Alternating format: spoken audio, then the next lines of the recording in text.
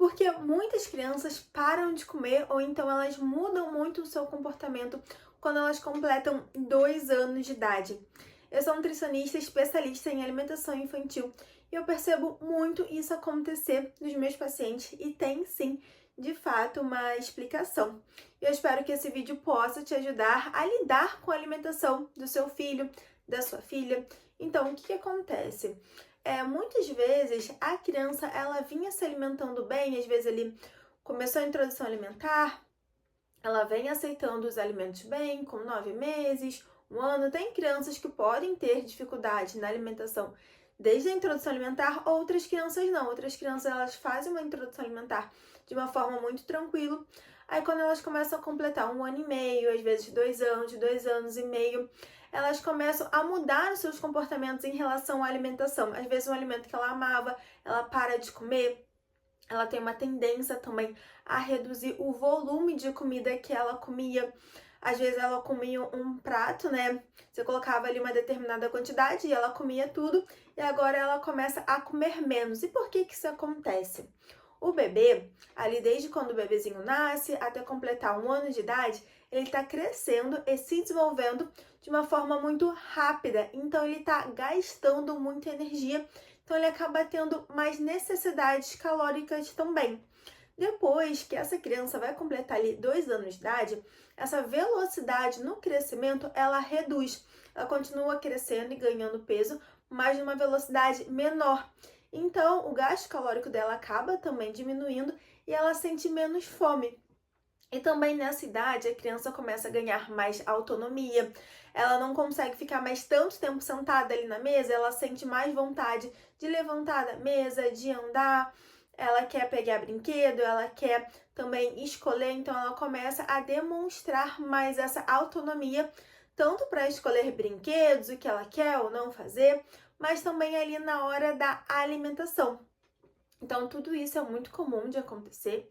E muitas vezes a família, né, vocês ficam muito desesperados, porque a questão ali da alimentação, a gente tem uma coisa, né, de que a criança tem que comer, tem que bater um pratão, porque se não comer vai ficar doente, vai ficar desnutrida, e a gente acaba tendo esse pensamento, principalmente porque antigamente era realmente mais comum as crianças terem problemas mais graves ali de saúde por conta de uma desnutrição, porque de fato o acesso à comida ele era mais escasso, então a gente tinha mais casos ali de pessoas, né, de crianças principalmente, que sofriam de desnutrição, mas hoje em dia a gente tem um maior acesso à alimentação e principalmente a alimentos que não são tão saudáveis, alimentos ali ultraprocessados, industrializados, que vão acabar tendo ali um nível de caloria, vão encher a barriga da criança, mas eles não vão nutrir de fato, eles não vão ter vitaminas e minerais.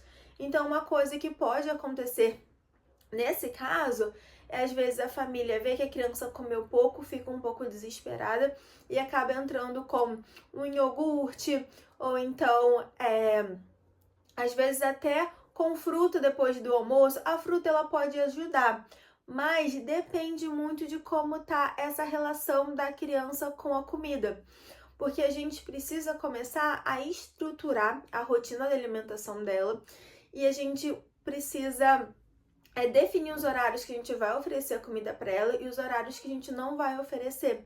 Ter ali um intervalo entre as refeições para a gente começar a criar essa sensação na criança de fome e saciedade, porque se você ofereceu a comida para ela, ela não comeu absolutamente nada, você já oferece uma fruta, já oferece um pão, já oferece um iogurte, algo que ela gosta, ela vai acabar deixando cada vez mais de comer a comida e preferindo esses outros alimentos que ela tem uma maior facilidade de aceitar. Mas é claro que essa seletividade alimentar, ela pode ter várias causas. Eu fiz aqui um outro vídeo falando, né, sobre crianças que não comem.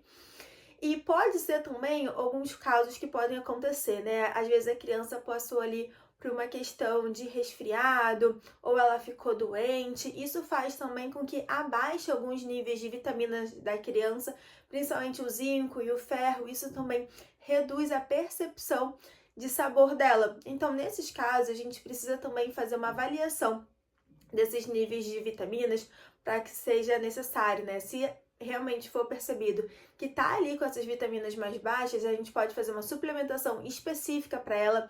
E essa suplementação, gente, eu vou repetir aqui, ó, chegar pertinho de vocês.